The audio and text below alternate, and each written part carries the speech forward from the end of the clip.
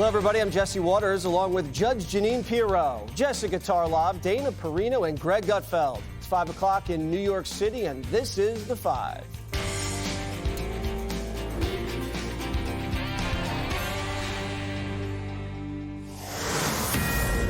Fox News alert, we're just hours away from the huge vice presidential debate between Tim Walz and J.D. Vance. But first, the world's on the brink of war, with Joe and Kamala at the helm. Israel is planning their next steps after getting attacked by Iran, the terrorist-supporting regime, firing over 100 missiles at the Jewish state.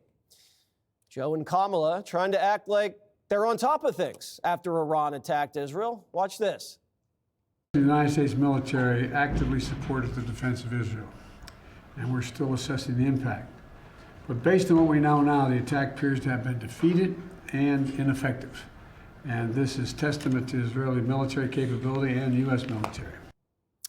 Let's go right to Trey Yingst in Israel. Trey. Yeah, Jesse, this was a significant attack that took place across Israel earlier today. The Iranians firing more than 180 ballistic missiles at this country. Some of them were intercepted by Israel's Arrow 3 missile defense system, but others slammed into the ground below.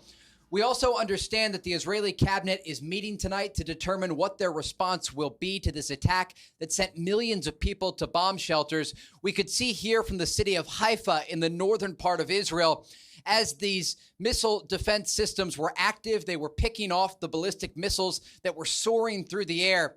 And again, this is significant because it is the first time, according to Iranian state television, that the Iranians used the Fatah 4 hypersonic ballistic missile. Back in April, when Iran attacked Israel, they didn't use hypersonic ballistic missiles of this caliber, the latest that they have in their arsenal. And so as we look forward, there are major questions about how the Israelis will respond. But Fox News has talked with Israeli officials tonight in Tel Aviv, and they indicate it is not a question of if Israel will respond, but rather when and where. Guys? Trey, thank you. Donald Trump knows exactly who's to blame for Joe and Kamala's latest foreign policy disaster. Take a look.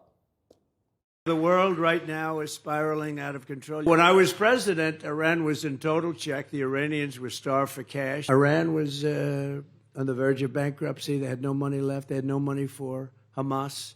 They had no money for Hezbollah, the people they're fighting now. They would have been willing to make any deal. You could have made any deal, but Kamala flooded them with American cash. All right, Judge Jeanine, this is tough now. Right now in October, world seems like it's falling apart. Yeah, it's not just this, it's the longshoremen, it's the economy, everything's going on. But, you know, what's interesting about this is you'll recall that Iran, as Trey Yingst just referenced, they shot some missiles over in April. And that was in response to Israel apparently bombing an embassy in Syria, the Iranian embassy in Syria. This is a little more serious, but make no mistake, Iran wants to be the funder of Hezbollah, Hamas, and the Houthis. They want them to go out and do the fighting. They'll fund them, they'll train them, they'll teach them how to fight, but the blood is only going in one direction. So Iran doesn't really have the capability or capacity to do the kind of damage that everyone thinks they can. And even their own people in Iran are starting to be frustrated with that country. I think what's gone on is that they are sensing that Israel has the upper hand, given the fact that Nasrallah was taken down and the upper echelon of the Hezbollah, the pagers, the walkie-talkies, 3,000 killed and injured, I should say. And now it appears that, you know, Israel is on the march in Lebanon as well they should be. But all the United States says is ceasefire. Joe Biden last night, ceasefire now. That was the quote.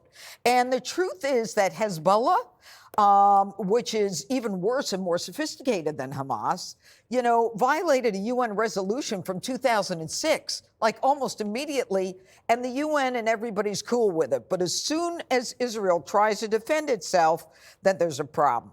JCPOA, they got the money. We didn't monitor it. They told us that they were going to spend it whatever way they wanted. Iran is selling oil on the open market. And so as a result, we are funding terrorism. And until that ends, or until somebody wins. You know, we talk about diplomacy, but at some point, maybe somebody has to win here.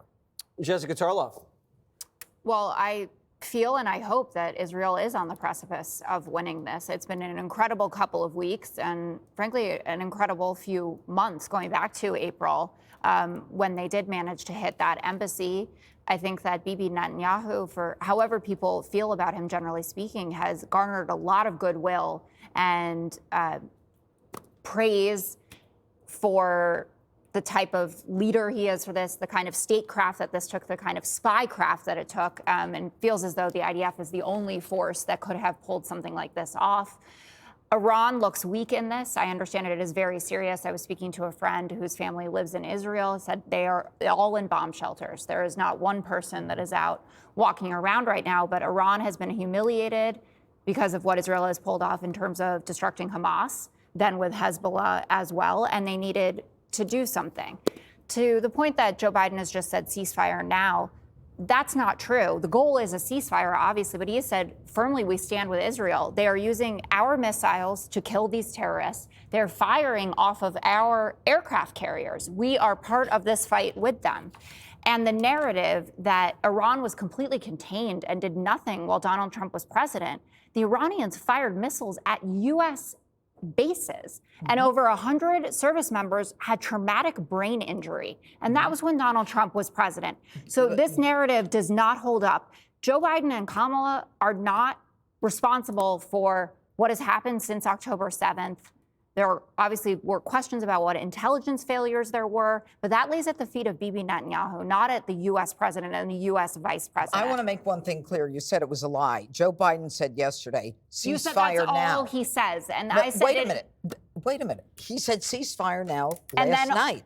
That's what I said. But that's not what you said. You said all Joe Biden says is ceasefire. He said ceasefire on October 8th. Well, I mean, come on. One of the differences, Dan, is that under the Trump administration, the Iranians never took Americans hostage, like they have seen now in Israel through Hamas. So the irony of some of this is that Biden wants to talk about his capabilities in diplomacy. And he's made a lot of international phone calls. We talked about like the world. It's like there's a lot of things going on. It's not just in the Middle East, but of course we know in Europe as well and elsewhere, including Africa, all these places. And it's complicated and there's a lot of it. But he wants to be given praise for the diplomacy because he was the Senate Foreign Relations Chairman and he knows all the leaders and he can call them. But he doesn't want to be judged on the outcomes. And what Biden has been saying to Netanyahu over this past year is, okay, enough, take the win. Take the win. And I think what Netanyahu should say to Biden tonight is, no, sir, take the win. Let's go. Let's press the advantage. We have helped Western civilization get to a point that you could be on offense again against radical Islamic terrorism. So join the side that you're on and let's do this together. So one thing about tonight in the vice presidential debate, I do expect for this to come up. And just the one thing is because this election is so close, I was talking to Ari Fleischer on the show yesterday at Newsroom, and in Pennsylvania, for example, Jewish Americans could make up a difference. If the race is that close, and you are a Jewish American, who I interviewed one last week who said, I'm a single issue voter, and my issue is Israel. Does Israel continue to exist? I think that they'll be listening to hear what Walz and Vance say about what they would do if they were ever to become commander-in-chief, or if they can articulate what Harris and Trump would do. GG. Yeah, well, this is stuff that's been going on since I was a youngin'. That's true. Long time ago. It doesn't matter who's president, really. It's just stuff happens. But I feel in this case, it's good not to listen to Joe in this. Israel has no reason to. On October 8th, they went from wanting to deciding. And the decision was to exact justice for an atrocity.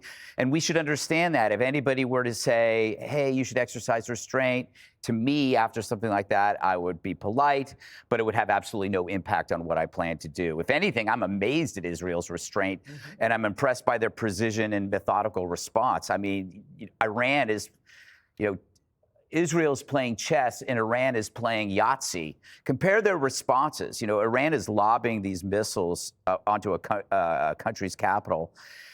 And Israel took out the entire command of Hezbollah with little to no collateral damage. And this is going to be talked about for ages to come.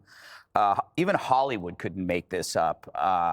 And I'm sure Israel already planned for this, has something, they know what Iran's going to do. But Israel, you have to understand, and I said this before, that you kind of have to let Israel do Israel. They think like warriors because they have to. It's not their choice. We don't think like that anymore because we're surrounded by oceans and we're blessed with wealth and power. Imagine if we'd used the Israeli beeper and phone strategy on fentanyl dealers, but we don't. We don't. We're not allowed to. That's in a way. I admired. I watched Israel's clear-eyed purpose in protecting their country. And I guess I'm jealous.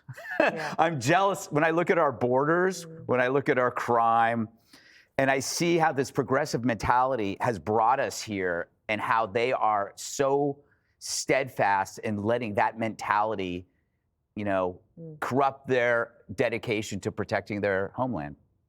Well said, Greg. Thank you. You're welcome. Really? Wow, you two are being nice. I didn't to each mean other. that, but well said. Click here to subscribe to the Fox News YouTube page to catch our hottest interviews and most compelling analysis.